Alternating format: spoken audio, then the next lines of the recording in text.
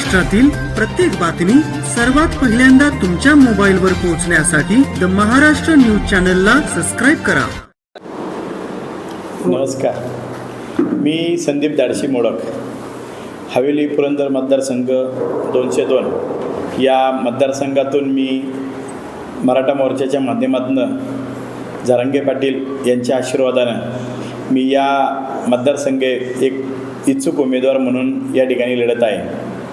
त्या दिवशी मी जरांगे पाटलांना भेटायला गेल्यावरती त्या ठिकाणी त्यांनी मुलाखती ठेवल्या होत्या.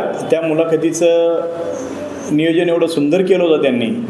ते नियोजन करत असताना त्यावेळेस आम्ही 11:30 वाजता त्या ठिकाणी पोचलो. सकाळी 7 वाजल्यापासून मुलाखती चालल्या होत्या, पहाटे 4 वाजेपर्यंत मुलाखती चालल्या होत्या.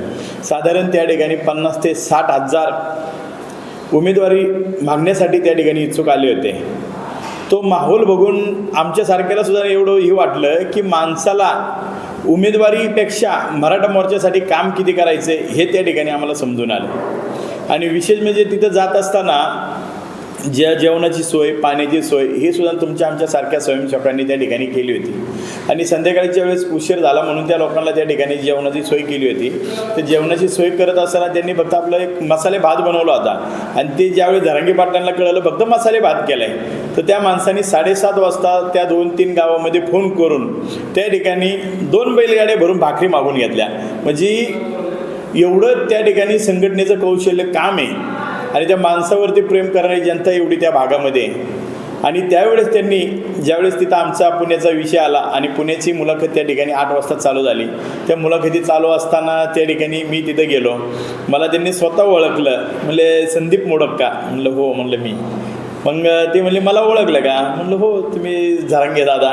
तर त्यांचं ते बोलणं मला, मी म्हटलं दादा तुम्हाला ओळखणार ना, कोण नाही ओळखत, तुम्हाला अख्खा पूर्ण महाराष्ट्र भारत ओळखतोय.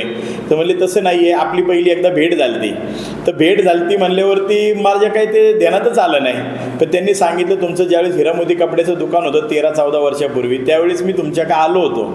तर त्यावेळेस तुम्ही आले होते म्हणले. तर म्हणलं दादा मला काय आठवत नाही. तर म्हणले मी एक तुमच्याकडे काम घेऊन आलो होतो, तुमचं त्या साईडला एक ऑफिस होतं, त्या ऑफिसमध्ये आपली चर्चा झाली. मग त्यांनी मला नाव सांगितलं, ते काळे म्हणून तुमचे कोण? म्हणलं ते मी मानलेले मामा आहेत म्हणलं माझे. मग म्हणले बरोबर. म्हणले त्या कामासाठी आलेले. मग म्हणलं ते जे लुकडाले होते ते तुम्ही आहेत का? तर मग त्यावेळेस ते म्हणले हो. म्हणले मी त्यावेळेस तुमच्यासंग फोटोसुद्धा काढले होते.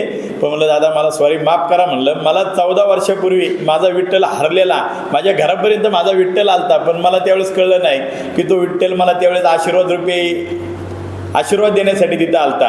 पण मला ते कळून नाही चुकलं. पण नशीब 13-14 वर्षाचा वनवास संपून आज माझा विठ्ठल मला परत भेटला. आज तुमच्याकडे मी आशीर्वाद मागण्यासाठी आलो दादा, तर मला तुम्ही उमेदवारी डिक्लेअर करा.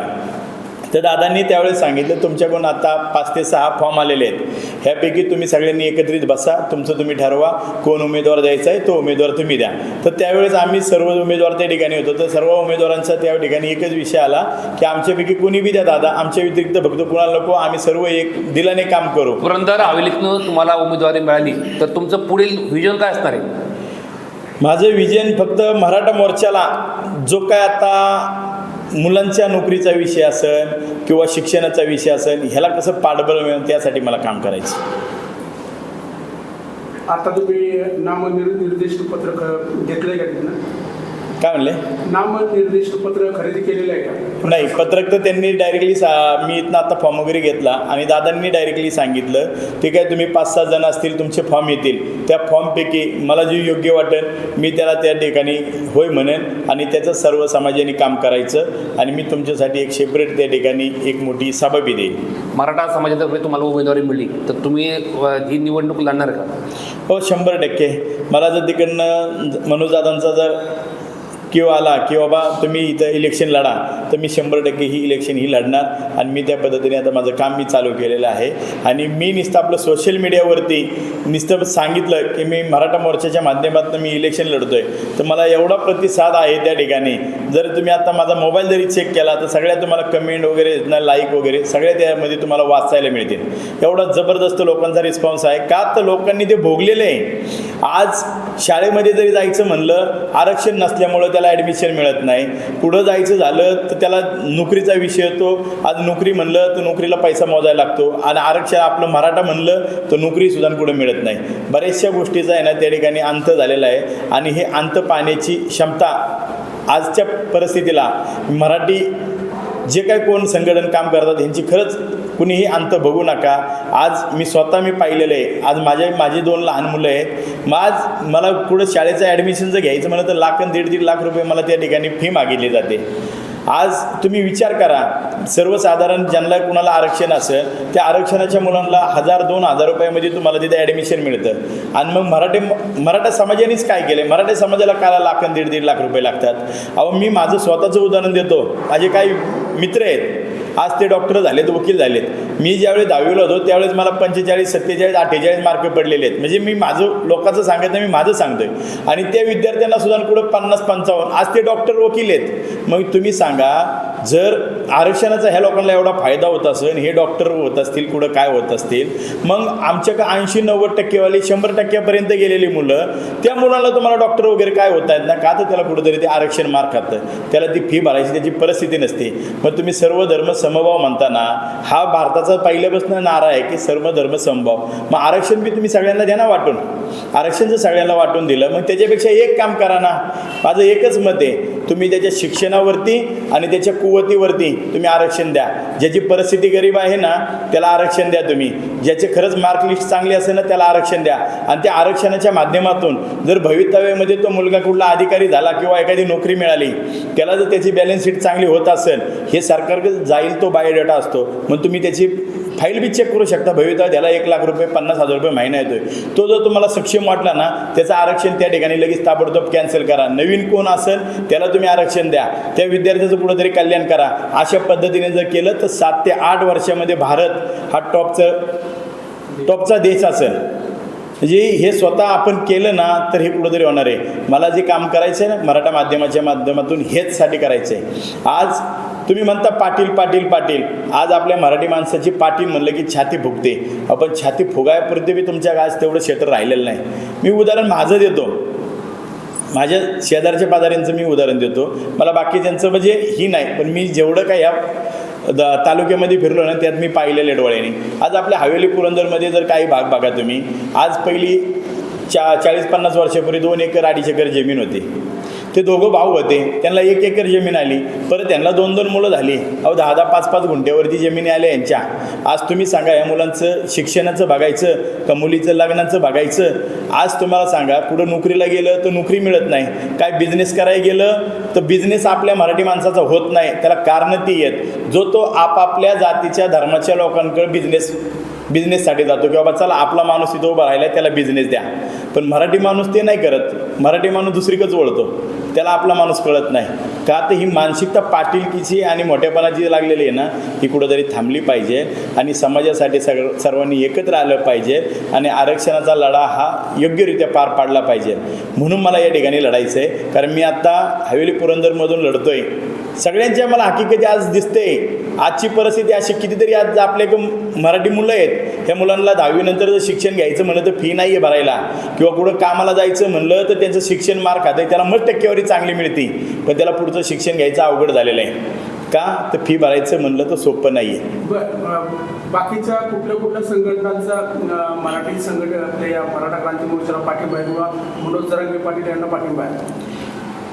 आता त्या दिवशी गेलो तर दादांनी प्रकट सांगितलं की मला फक्त मराठा समाजच नाही बघायचा आहे, मला धनगर समाज असेल, बौद्ध समाज असेल, चर्मकारी संघटना असेल, ह्या संघटनेचा सुद्धा विचार करायचा आहे. मी फक्त मराठी नेता नाही आहे तर मला सर्वांचा नेता व्हायचं आहे. दादांनी त्या दिवशी प्रकट सांगितलं की आजची परिस्थिती तुमची आमची जशी आहे तशी या बाकीच्या समाजाची सुद्धा तीच परिस्थिती आहे. फक्त मला डाळ शिस्ती कुणाची, खपली जाती कुणाची, ज्याच्या घरी अधिकारी आहे त्याचं चांगलं कल्याण होते, ज्याच्या घरी नेते मंडळी आहेत त्याचं कल्याण होतं आहे, त्याचा मुलगा त्याचा नातेवाईक कामाला लागतो आहे, त्यांचाच बिझनेस त्यांनी सांभाळायचा आणि मग गरीब जनता आहे ही गरीबच राहिलेली. बरं, पुरंदरवासियांना तुम्ही काय आव्हान करता? पुरंदरवासियांना मी माझ्या एक मनापासून माझी सर्वांना विनंती आहे की मी तुम्हाला एक मनापासून एक काही म्हणा, माझी श्रद्धा बसली त्या माणसावरती, झरांगे पाटलांवरती. झरांगे पाटील सांगेल त्याचं तुम्ही मनापासून काम करा आणि तो उमेदवार निवडून द्या. भवितव्यामध्ये ज्यावेळेस या महाराष्ट्रामध्ये सरकार येईल तर हे सरकार फक्त जाईल मनोजदादा झरांगे पाटील जो सांगेल ना तोच मुख्यमंत्री असणार आहे. कारण मी स्वतः त्या ठिकाणी गेलेलो आहे, मी अभ्यास केलेला आहे. मी कुठलंही काम करत असताना माझं एक पहिल्यापासून एक वैशिष्ट्य आहे, रचायचं ते इतिहास रचायचा, नाही तर कुठलं काम करायचं नाही. मी ज्या वेळेस तिथं मी अंतरवाली सराटीला गेलो त्यावेळेस इथं तो माहोल बघितला, त्यावेळेस मी त्या माणसाचा एवढा मोठा फॅन झालो. मी आज गेले 5-6 वर्ष झालं मी मराठा मोर्चाचं काम करतो. मी सगळ्या संघटनेसाठी भरपूर मी काम केलेलं. माझी दाडशी ग्रुप संघटनेच्या माध्यमातून माझं वरळी पैजनाथ बीड या ठिकाणी सुद्धा माझी संघटना होत्या. त्यांनीसुद्धा त्या कार्यकर्त्यांनी माझी तिथं शिफारस केली, पण माझी तिथं काहीही नाही अडकत. आमच्यापैकी कुणालाही जरी उमेदवारी दिली तर मी त्याचं मन लावून काम करेन. पुरंदर तालुक्यातून कधी उमेदवार कधी जाहीर होईल मराठा समाजाचा? उमेदवारी ही 29 तारखेला ते डायरेक्टली डिक्लेअर करणार आहे की आपल्यातला कोणत्या उमेदवारी किंवा 30 तारखेला कोणता उमेदवार ठेवायचा आणि कोणत्या उमेदवारांनी माघारी घ्यायची हे दादा स्वतः सांगणार आहे लाईव्हवरती. तुम्ही आता शिवसेनेच्या माध्यमातून जवळपास 20 वर्ष राजकारणात आहात आणि पुरंदर तालुक्यातल्या गावागावात पुरंदर हवे तुम्ही आता पुरंदरचं राजकारण म्हणजे प्रत्येक वेळेस इलेक्शन आलं की गुंजवणी, आता एक 10 वर्षामध्ये विमानतळ, 15-20 वर्षामध्ये पुरंदर उपसा आणि कुठेतरी वीज, पाणी, रस्ते ह्याचे होते. आता तुमच्या मनामध्ये पुरंदरवासीसाठी काय करावं अशा काही संकल्पना आहेत? आत्तापर्यंत तुम्ही बोलले त्याच पद्धती झालेल्या आहे. निरा तुमचं गुंजवणी ह्याच्या व्यतिरिक्त आत्तापर्यंत कुठला विकास पुढं काय मिळाला नाही बघायला. आणि कुठंतरी MIDCचा विषय एक निघाला होता तो तेवढा आहे. आज तुम्ही सांगा ना कोणतं काम पूर्णत्वात आलेलं आहे? म्हणजे फक्त तुम्ही भूलतापाची आश्वासने दिल्यागत झालेलं आहे. आज बघतोय मी माझे आमदार असतील, मंत्री असतील, आपल्याला काय कोणावरती टीका करायची नाही आहे, कारण हे माझे सगळे माझे गुरुवरी आहेत. फक्त एक माझं व्हिजन एवढं आहे की मला तुम्ही करताय, आमच्यासारख्या बी कार्यकर्त्यांना कुठंतरी संधी द्यावी, ह्याच्यासाठी मी हा प्रयत्न करतोय. माझी फक्त एक कळकळीची सर्वांना विनंती आहे, बघा विकास हा विकास होत असतो. विकास काय का कोण कुणाच्या खिशातलं पैसे घालून कोण करत नसतो. विकास हा वरून आपला राज्याचं केंद्राचं पैसे येतं, ते कशा पद्धतीने मार्गी लावायचं, कशा पद्धतीने विकास करायचा ह्याच्यावरती नियंत्रण पाहिजे. आज तुम्ही सांगा ना मला 400 कोटी आणले, 500 कोटी आणले. अहो तुम्ही विचार करा, मंत्री असतील, अधिकारी असतील, 10-20% ह्यांना पहिलं द्यायचं आणि मग राहिलेल्या ह्याच्यामध्ये त्या ठेकेदारांनी काम करायचं. मग तो ठेकेदार काय करतो, मला अधिकाऱ्याला पैसे द्यायचे, मंत्र्याला द्यायचे, खासदाराला द्यायचे, आमदाराला पैसे द्यायचे. मग त्याचं समजा 100 कोटीचं काम असेल तर त्यातले 20 कोटीचं त्याच्या वाटण्यावर गेलं, तो काम करता खेरी फक्त 30-40 कोटीचं काम करतो आणि त्यात बी तो 10-20 कोटी रुपये खात असतो. आणि ते काम जिथं 10 वर्ष टिकायचं आहे ते काम कुठंतरी 1 ते 2 वर्षात खराब होतं. आत्तापर्यंत तुम्ही इतिहास बघा, जे हवेली पुरंदरमध्ये कामं झालेली आहेत, ह्या कामाच्या आढावा घ्या तुम्ही आणि त्या कामाची परिस्थिती बघा. 6-6 महिन्यामध्ये रोड उकडलेत. आज आपल्या या भागातून नशिबाने आपल्या नशीब एवढं चांगलं आहे की ही पंढरपूरला जाणारी आपल्या संतांची पाऊल वाट आहे. म्हणून हा दरवर्षी केंद्रामार्फत असेल किंवा राज्यामार्फत ह्या रोडची डागडुजी होती. आणि जर ही डागडुजी केली नाही ना तर आपल्या का आत्ता बी जाऊन बघा तुम्ही 15-15 दिवसाला परत हाय असे खड्डे होतात. आज पुरंदरमध्ये वाहन परिस्थिती वाईज कमी आहे, हवेली भागामध्ये वाहनांची संख्या जास्त आहे. आज तुम्ही जात तिथं बरं गुडघ्यापर्यंत तुम्हाला खड्डे आहेत. आणि ट्रॉफिकची समस्या तर एवढी जबरदस्त आहे ना, काय सांगू शकत नाही कुणी की काय कधी कुणाचा अपघात होईल. अहो घरातून मुलांना जरी गाडीवरती पाठवायचं म्हणा तर घरी झोप येणार नाही आपल्याला. किंवा एखाद्या माईचा मुलगा जर एखादा येत असेल ना तर त्या माईला घरी असतो रे ना खरंच झोप नसेल येत का, ते पुढं काय अपघात होईल काय नाही. आजपर्यंत तुम्ही इतिहास बघा, तुम्ही या आपल्या सासवड रोडवरती किती अपघात झालेले आहेत, कितीतरी आहेत. म्हणजे आपले जवळचे कार्यकर्ते असतील किंवा कुणाचा नातेवाईक असेल, किती जणांचे अपघात झालेले आहेत. तालुक्यामध्ये उच्च शिक्षणासाठी सुविधा फार कमी आहेत. त्यामध्ये पुण्याला जावं लागतं, ग्रामीण भागातील लोकांना मग आर्थिक परिस्थिती कमी आहे, अगदी बरोबर. शिक्षण घेता येत नाही. मुलींची लग्न अवघड आहे.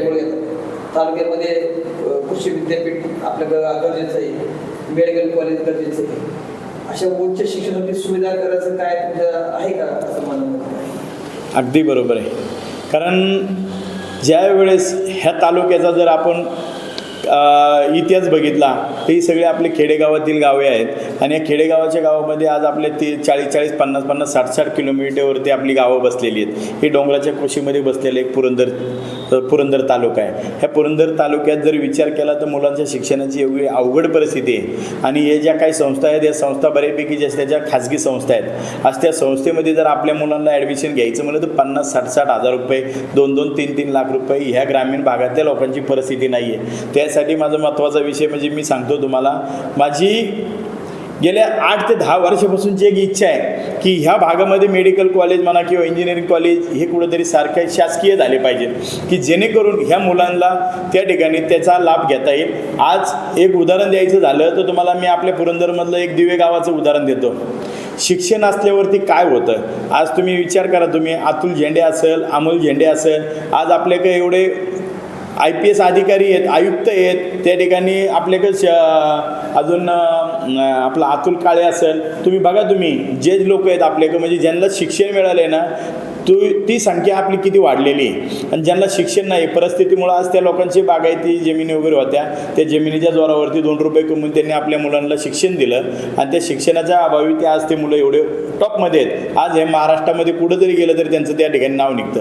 मग तसंच मला म्हणायचं की आपली राहिलेली जी काही 80-90 गावं आहेत, ह्या गावामध्ये जरी मुलांना शिक्षण मिळालं ना तर त्या ठिकाणी सुद्धा आपल्याला IPS आयुक्त हे टॉपचे विद्यार्थी त्या ठिकाणी आपल्याला घडलेले भेटतील. त्यासाठी ही कॉलेज वगैरे होणं हे गरजेचं आहे. आणि त्यासाठी माझ्यासारख्या कार्यकर्त्याचं जीवाचं रान करीन मी. एक वेळेस रोड नाही झाला तरी चालेल, पण त्या ठिकाणी मेडिकल कॉलेज असेल किंवा इंजिनिअरिंग कॉलेज असेल किंवा एखादं हॉस्पिटल सरकारी कसं या ठिकाणी मोठं होईल. आज तुम्ही विचार करा, ससूनसारख्या ठिकाणी आज पुरंदरमधला जर एखाद्याला साप चावला किंवा एखादा अपघात झाला तर त्याला तिथपर्यंत घेऊन जायचं म्हणलं तर त्याचा अपघातामध्ये जीव जातोय. आणि जर तुम्ही विचार केला जर ह्या पुरंदरसारख्या ठिकाणी एखादं हॉस्पिटल मोठं जर बांधलं गेलं तर त्या ठिकाणी गोरगरीब जनतेला एवढा मोठा त्याचा आधार मिळेल. त्यासाठी एक इथं काहीतरी केलं पाहिजे. त्यासाठी मी एक प्रयत्नशील राहील. शेवटचा तुमचा पुरंदरवासियांना हवेलीवासियांना काय निरोप असेल? माझा हवेली पुरंदरवासियांना एकच संदेश असेल. मी एक सर्वसाधारण घरातला एक कार्यकर्ता आहे. मी कार्य करत असताना आज गेले 25 वर्षापासून मी शिवसेनेचं एक ठामपणे काम केलेलं आहे. मी एक निष्ठावंत शिवसैनिक म्हणून या ठिकाणी कायमस्वरूपी काम करत आलो आहे. आत्ताच्या परिस्थितीला पाहिलं तर आज पुणे जिल्ह्यामध्ये शिवसेनेला एकही जागा सोडलेली नाही. मी ह्याचा अर्थ काय की तुम्ही राजकारण करताय हे फक्त स्वतःच्या फायद्यापुरतं करताय. आज ह्यांनी उद्धव ठाकरे फॅमिलींनी काय केलं, मुंबई त्यांच्या बाजूला जे काही सीटाला पाहिजे ते घेतली. आज पवार फॅमिलीने काय केलं, बारामती मतदारसंघामध्ये पुणे परिसर आहे, ह्या पुणे परिसरातले सगळे उमेदवार ह्यांनी घेतले. मग आमच्यासारख्या कार्यकर्त्यांनी कामं करू मरायचं का? आज तुम्ही सांगा, जर त्या पद्धतीने तिकडं राजकारण केलं, तुमचे नगरसेवक तिकडं, आमदार तिकडं, मंत्री तिकडं, मग आम्ही कष्ट करून ह्या खेडेगावच्या मुलांनी असंच मारायचं का? आमची बी इच्छा असते ना आम्हाला कुठंतरी पंचायत समिती सदस्य व्हावा, जिल्हा परिषद व्हावा, आमदार व्हावा. जरी असं होत असेल तर भवितव्यामध्ये या भागामध्ये शिवसेनेचा एकही पंचायत समिती सदस्य नसेल किंवा जिल्हा परिषद सदस्य नसेल. अहो त्यावेळेस 2009-2014पर्यंत ज्यावेळी इलेक्शन होते त्या इलेक्शन काळामध्ये मी हवेली भागामधनं शिवसेना संघटनेच्या जीवावरती कुठलाही आमदार, खासदार किंवा मंत्री त्या ठिकाणी नव्हता. त्यावेळेस मी 3 जिल्हा परिषद सदस्य, 5 पंचायत समिती सदस्य फक्त शिवसैनिकांच्या जीवावरती आम्ही निवडून आणल्या होत्या. आणि आत्ताची परिस्थिती जर बघायला गेलं तर आज आम्हाला आहे ना किंमत द्यायला कोण नाही आहे. म्हणजे आम्हाला या गोष्टीचं वाईट वाटतं. म्हणून मी एक माझा निर्णय ठाम केला, इथून पुढं आयुष्यासाठी जर काम करेन, समाजसेवा म्हणून काम करेन, मी एक मराठा मोर्चासाठी काम करेन. आणि गोरगरीब जनता फक्त समाज म्हणूनच नाही, बहुजन असेल, म्हणजे हरिजन असतील, बहुजन असतील किंवा धनगर समाजाचे असतील, अजून भरपूर सारे 18 पगड जातीचे, यांच्यासाठी माझं आयुरात्र काम राहील. माझं कामाची पद्धत ही सर्वांना माहिती आहे. आता तुम्ही पत्रकार असाल, पत्रकाराच्या आधी तुम्ही माझे एक मित्र होता आणि आम्ही गेले 20 वर्षे त्या संघटनेचं, शिवसेनेचं तुम्ही सुद्धा काम केलेलं आहे. आज ते करत असताना तुम्ही माझ्या कामाची पद्धत बघितलेली आहे. आज कोरोना काळ होता, कोरोना काळामध्ये तुम्ही फक्त मला सांगा की कुणाचं काम फक्त या हवेली पुरंदरमध्ये दिसलं सांगा. मी माझं स्वतःचं काम सांगतो. मी काम करत असताना मी व्याजाने पैसे काढून मी त्या ठिकाणी मोफत जेवणाचं नियोजन केलं होतं. मी रोज त्या ठिकाणी 2,500 ते 3,000 गोरगरीब जनतेला, चांगल्यासुद्धा इंजिनियर लोकसुद्धा त्या ठिकाणी येऊन त्या जेवणाचा आस्वाद घेत होते. कारण नोकऱ्या गेल्या होत्या, मस्त घरी तो लाख रुपये महिना कमवत होता, पण 3-3, 4-4 महिने घरात काढायचं, पगार नाही आहे, कशाच्या जीवावरती पोट भरायचं. त्या लोकांनी सुद्धा त्या ठिकाणी स्वाद घेतला. घेतला. मी रोज 3 ते 4 हजार लोकांना जेवण देत असताना आज माझी परिस्थिती नव्हती ते करण्याची, पण नंतर मला समाजाने मला एवढी साथ दिली की बाबा हा मुलगा काहीतरी करतोय आणि समाजाची याला खरंच ओढ आहे. त्यामुळे मला लोकांनी कुणी धान्याच्या स्वरूपात मदत केली, कुणाने किटच्या स्वरूपात मदत केली. हे करत असताना मला काही उद्योगपती लोकांनी त्या ठिकाणी ट्रक किट दिले की बाबा तेलाचा त्यात 1 पाव 1 किलोची डाळीचा डाळ असेल, तांदूळ असेल. त्यांनी का माझ्याकडेच दिलं का बाकीचे त्यांचे कार्यकर्ते नव्हते का किंवा त्यांचे कर्मचारी वर्ग नव्हता का, पण त्यांना ते माझ्या कामाची पोचपावती बघायची होती आणि त्या लोकांनी माझ्यावरती विश्वास ठेवला आणि ते मला ते धान्य स्वरूपात त्यांनी ती मदत केली होती. ती मदत मी घरोघरी पोचवली आणि घरोघरी पोचवत असताना मी ती ज्या घरात मदत केली मी त्या घराचा कॉन्टॅक्ट नंबर, मोबाईल नंबर घेतला आणि हो का साहेब, हे जे तुम्ही माझ्यावरती जी जबाबदारी सोपवली होती हा त्या लोकांचा मोबाईल नंबर, त्या लोकांना तुम्ही विचारू शकता. मी त्यांना हजारो लोकांचे मोबाईल नंबर सहित मी त्यांना कुठं राहतो काय हा पत्तासुद्धा मी दिला होता की मी जे तुम्ही मला काम दिलं तर माझ्यावरती तो विश्वास दाखवला होता मी त्या लोकांपर्यंत पोहोचवलं. हे करत असताना अचानकपणे ज्यावेळेस कोकणवासियावरती जे काय अतिवृष्टीमुळं परिणाम झाला होता, सांगलीमध्ये झाला होता, त्या ठिकाणी सुद्धा मी 4-4, 5-5 ट्रक माल नेला होता. अहो माझी परिस्थिती नाही, पण माझ्या दानं ते लोकांना माहिती होतं. लोकांनी माझ्याकडे कपडे आणून दिले, कुणी तांदूळ दिलं, काय दिलं ते सुद्धा मी माझ्या कार्यकर्त्याच्या जीवावरती मी त्या तिथपर्यंत पोहोचवलं होतं. मग त्यामुळं मला समाजसेवेची आवड आहे आणि समाजसेवेचं काम करत असताना कुणाचा तरी आधार पाहिजे म्हणून मी कुठल्या तरी पक्षाच्या माध्यमातून काम करत होतो. पण पक्षाकडून जर ताकद मिळत नसेल ना तर कुठल्या तरी एका माणसाचा कुणाचा तरी आशीर्वाद पाहिजे. म्हणून मला एक माणूस फक्त या महाराष्ट्रामध्ये चांगला दिसला की जो भवितव्यामध्ये आपल्याला कुठंतरी ताकद देईल आणि त्या ताकदीच्या स्वरूपात आपण समाजाची सेवा करेन. माझी मनापासून सगळ्यांना एक विनंती आहे की झरंगे पाटील जे सांगतात त्या उमेदवाराचं काम करा आणि तो उमेदवार या ठिकाणी फारकाने निवडून द्या. भवितव्यातलं मी सांगितलं ना तुम्हाला, मुख्यमंत्री जर कोण असेल आणि ते जर कोण ठरवण ना तर तो झरंगे पाटील पॅटर्न ठरवेल. कारण त्यांचं कामाची पोचपावती ह्या साऱ्या महाराष्ट्राने भारताने बघितले आणि ती तुम्हाला पाहिजे असेल तर 2024 आता विधानसभेला तुम्ही पहा. ओके, धन्यवाद.